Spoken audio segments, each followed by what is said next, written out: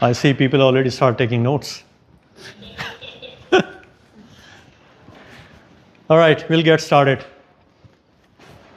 Thank you everyone for being here. Really appreciate your presence. Let me properly introduce myself. My name is Ashar Salim. I'm a husband, father of 4. So if I look a bit tired, you know why. During the day, I work with project management, and I'm blessed to work with one of the major companies in Canada. During evenings, night, and on weekends, I write, build, and work with capable people who are stuck in life, which I suspect before the end of tonight might include few of you. Let me start with a couple of questions. How many of you have been dragged by someone you know and you have no idea what you have signed up for? Thanks for being honest. How many of you are secretly expecting that there might be some kind of food at the end of the day? All right, you're not wrong that way as well. And on a serious note, how many of you feel that you should be further along in life than where you're at right now? Keep that one in mind, because that is exactly what we're going to talk about this evening.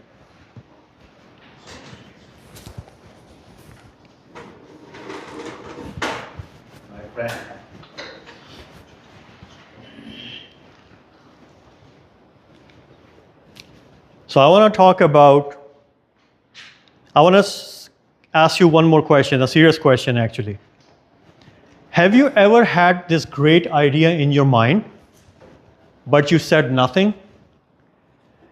And then few moments later, you watch someone to say the exact same idea and gotten the credit for it? I thought so. Here's the real question. When that happened, did you guys speak up more or less? Less. Exactly. You all know that feeling. You never had a name for it. Let me give you that name. That's an invisible ceiling. So what is an invisible ceiling? Here's the cleanest definition I have for you. An invisible ceiling is a self-imposed limitation that defines how far you believe you are allowed to go. I want you to listen to that one more time because it's really, really important. Invisible ceiling is a self-imposed limitation that defines you believe how far you're allowed to go. Not how much capable you are, but the belief how far you can go. See the difference? Let me give you an example. Years ago, I was in a meeting and it was running long. Surprise, surprise. There was a problem on the table, and we were living with that problem for months. And honestly, I know what the solution was. So what I did, I said the solution out loud with clarity. Next thing you know, nothing happened. To make things worse, the team lead, the person who was leading the meeting, he said, "Thank you, Ashar." Anyone else? Has that ever happened to you guys? Because it happened to me, a lot of my colleagues, and I see this happening on daily basis, not only in the organization or meetings, but in daily life, in our gatherings as well. Here's the worst part. The very next day, in the next meeting with the same colleagues, one of the colleagues said the exact same thing, and the whole room lights up.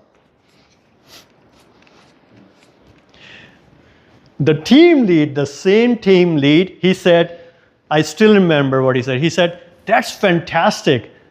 That's the direction I'm looking for." I was confused. That was the ceiling building on its own. Now, when that happened, I asked myself a very difficult question.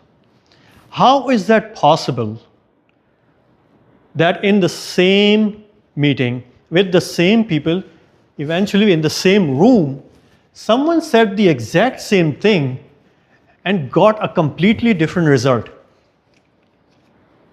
As I said, that was the ceiling developing on its own. Now, I'm going to talk about something very, very uncomfortable because most of people don't talk about it. The hardest working people in the room, you know, the people who shows up early, stays late, and they take pride in doing their work, are the first one who hit the invisible ceilings first. The hardest working people in the room are the first one who hit the ceiling first. I know it sounds backward. Hear me out. Let me give you another example.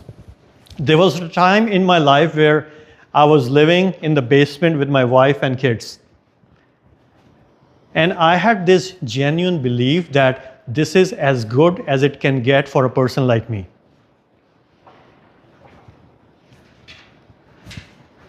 And the reason, because I had this firm belief that success belonged to a particular kind of person. Someone with a bigger degree, with family money, or just simply luck. I had none of those. So every morning when I woke up, I used to make peace with where I was and talk myself out where I could go. The strange part was that I can feel the capability inside me. I know it was there, but something was holding me back. So let me talk about something important here. When you overperform compared to anyone else in the organization does not ask, how do we promote this person? They ask, how do we protect this asset? Because once you start performing better than anyone else, you become like a pillar.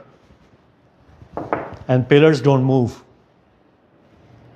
Organization leave you exactly where you are because taking you out can collapse their organization or even at least their domain. Your excellence becomes your cage. And you don't hear something like, we cannot promote you, Farheen, because we need you too much. You hear something much softer. Sikandar, we rely on you too much. Imran, you're so good at what you do. Why you want to get promoted? Melaka, it just isn't the right time. These are the ceiling developing live while in organization, in journal gatherings, even in your family settings.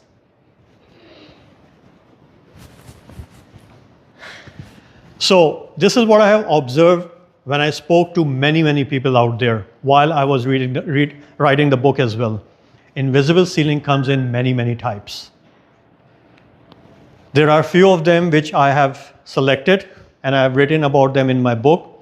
But I'm going to talk about only two. The reason why I'm going to talk about these two, because these are the one I have seen most after having conversation with hundreds of people across the country, either online or in one-on-one settings. Let's talk about the first one. The communication ceiling. Now, this is a tricky one because it has nothing to do with your vocabulary, your accent, or your grammar. It has to be if your body aligns what you are saying. Let's do a demonstration right now. I want you all to stare at me like I owe you money. So not supposed to be funny, but it's kind of funny. Stare at me like I owe you money. Now raise your right hand in the air. Point your finger towards the ceiling. Bring your finger back and put it on your chin. Now look at the next person to you and tell them, this is not my chin, this is my cheek. Chin is your cheek. Yeah. Wow. This is to prove the point that people observe you first, they look at you first, your body language, and then they hear things out afterwards. So if your posture, your tone, your body language does not align, even your best ideas are going to be taken as just suggestions rather than directions.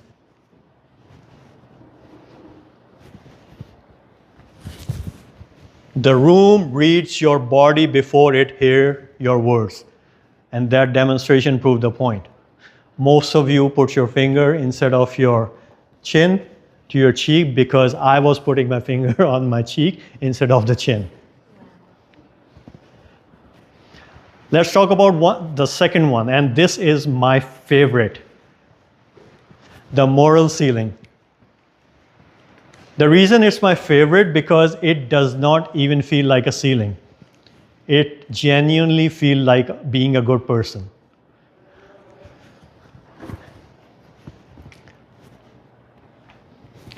So, it feels like betraying if you want more in life.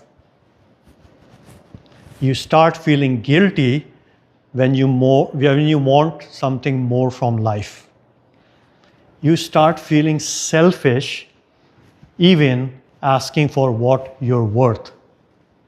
And outgrowing your current environment, the people you hang out with, once you start outgrowing them, you're becoming smarter than them, feels like you are better than them. Let me tell you something. Loyalty does not mean staying stuck. Being a good person does not mean staying small. And growing beyond your circle, becoming better than them, does not mean leaving people behind. It means becoming someone worth following. So which one of these resonates a bit with you? If this does, that belongs to you. And there's no shame into that. Everyone has a ceiling. Everyone has the limitations, but most limitations are just in your mind. I want to talk about something very important because as soon as I have seen and understood this, it changed my perspective in life. I want to talk about 1954. And no, Hira, that's not my year of birth. For decades, literally decades, there was a belief that it is humanly impossible to run 1 mile within 4 minutes. Mile is what? 1.6 kilometers.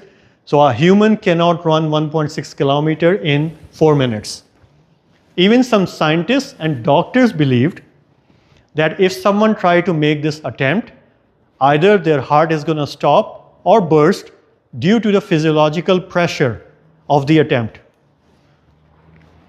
This was a ceiling disguised as a biological law.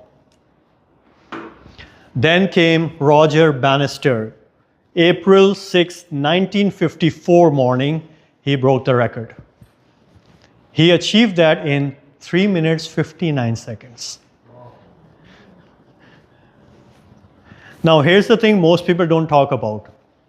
That belief was set for decades. After Roger Bannister broke the record, within weeks, hundreds of other people achieved that. And today, even some high schooler athletes can perform this. Now, as far as I understand, human heart did not change in 1954. What changed was the belief and the ceiling. As soon as people understand that this is not a law of nature, but a boundary in the mind, the impossible became the new standard. And that is exactly how our ceiling works. It feels like that this is actually how our life works. I want you to hear one thing out, and I want you to understand this, that the ceiling was never above you. It is within you. Once you understand that, once you really genuinely understand that, that is the time you can start recognizing, start breaking your own ceilings. Now I want to do something for you guys. There are a couple of copies I have for my book, Invisible Ceiling. I want to give them out. These are the only 2 copies that I have signed. Who wants it? It's fascinating. Who really wants it? Me. Me. No, what I mean is, who really wants it? Me. Should we just get it? Thank you, sir. Thank you. Go. Thank you, sir. Fascinating. There's a reason I did this for you guys. Isn't that fascinating that you really wanted the book? You all raised your hands, but only few of you moved. That is exactly most of us live our lives and our careers as well. We are waiting to be chosen. We are waiting for someone to make space for us and recognize our brilliance, when in reality, that is your responsibility.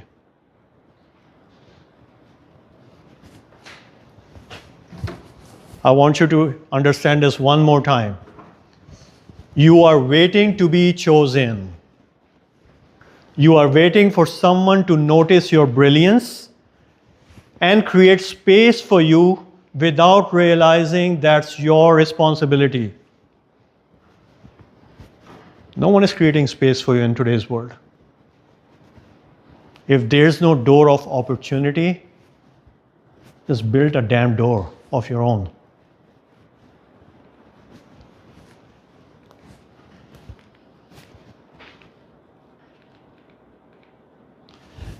Now, I know it's really easy for me to say, let's talk about what to do about these ceilings now. I was developing this framework, and I've been living this for years as well. I'm not going to give you a 12-step program. I'm going to give you a simple 5-step framework. I call it Arise. I know it's a bit dramatical, but that's the way I am. Acknowledge, reflect, identify, shift, and elevate. Let's talk about acknowledge, the first one. Now, this is the hardest step, because us being human, the hardest step to accept that there is a limitation, that there is something that's holding us back. Because we've been living our entire life protecting these ceilings.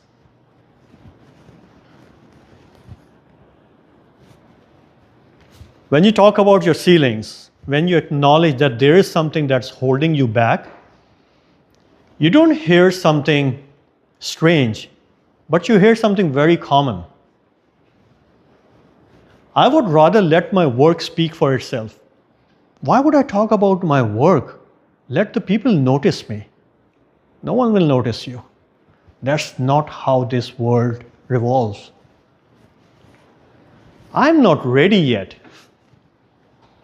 The timing is not right. And my favorite, it's too late for me.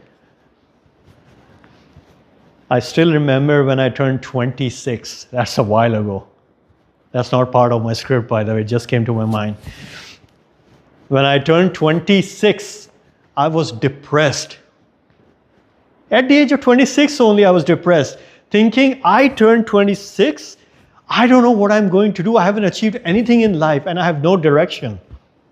That was the ceiling started forming at the age of 26. It took me a while to break it, to acknowledge it, that yes, there is a limitation. Now, all of these wordings, these are just better words or ceiling with better vocabulary. That's it. It's just fancy words. A in arise is simply this: stop pretending that something is holding you back, or stop pretending that there is no ceiling. Name it, even just to yourself. Reflect. Once you acknowledge that there is a ceiling, it's time to reflect where it came from. When I first think about the meeting where I was, where no one heard me, that was not the ceiling forming. That was just a trigger. The ceiling started forming way before that, when directly or indirectly, I was told that my ideas are not safe in this environment. By the way, reflection is not therapy, so if any one of you are in therapy, stay there, please. It is simply this: where did this come from? When did I first start believing this about myself? A ceiling you understand will lose half of its power immediately.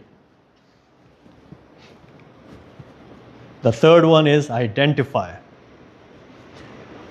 Once you reflect where the ceiling comes from, identify will tell you what exactly your ceiling is. Now here's the fun part. When you explain your ceiling, you don't just use one word or a short sentence such as, I usually hold myself back. That is not a ceiling you can dismantle easily. But if you say something like, I speak last in the meetings or in the gathering, just because I think no one is going to hear me or no one will believe me, that is a ceiling with an address. So here's the part. If you have to name your ceiling in a sentence, what would that be? I want to take a pause here, just want to make sure everyone is catching up. Did anyone has identified any kind of ceiling right now for yourself? You don't have to raise your hand, just nod if any one of you has identified a ceiling. Okay, good. Here's where the fun starts. Shift in the Arise framework is the place where you start making changes. Same example, when in the meeting no one heard me, and when I left that company, went to another company, my shift was simple. Shift is the smallest possible action to break the ceiling. And my shift was, I came up with one idea and I said that out loud. Even if no one heard me, I said it because it's my ceiling to break. Because I went quiet, as I mentioned, right? The ceiling can be dismantled the same way. The ceiling was built with small action of silence. It's going to be dismantled the same way by small action of speaking. So if you are a quiet person, your shift is simple. Start a conversation. Send that text message or email to the friend you're holding off. Set one boundary you've been avoiding in your life.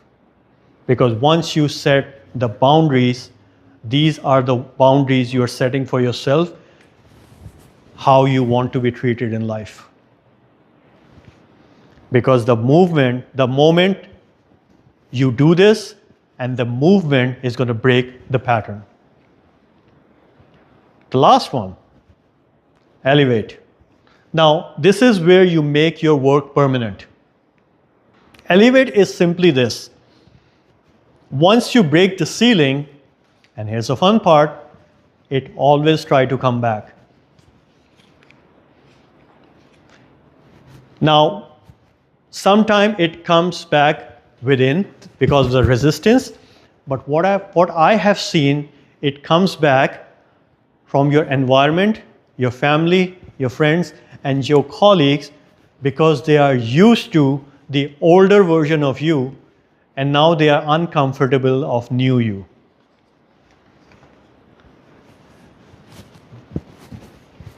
Elevate is the commitment to building the life, the habit, and the environment that make the ceiling impossible to return. That means setting new standards for yourself, how you want to be treated by your surroundings. It's your ceiling. You need to stop protecting it, but now you have to protect the broken ceiling. Because the ceiling is gone, but the life must go on. Now, I want to leave you all with a couple of thoughts. First of all, stop blaming yourself. Wherever you are right now in life, it's not the reflection of what you're capable of. Ceilings are real, but they are weak and they are never permanent unless you want them to. And the last thing I want to say is this. What would happen if you kept going? When every part of you wants you to stop, when you're surrounding your environment, your colleagues, your friends, your family, asking you to stop changing. Why are you changing? We like you the way you are. When the quiet voice inside your head is telling you you have reached your limitation, what would your life look like if you keep going? Because once, as I mentioned before, the ceiling is not above you, it's within you. My friends, comfort is a beautiful trap. So stay uncomfortable. Because you are built for more, it's time to act like it. Thank you, everyone.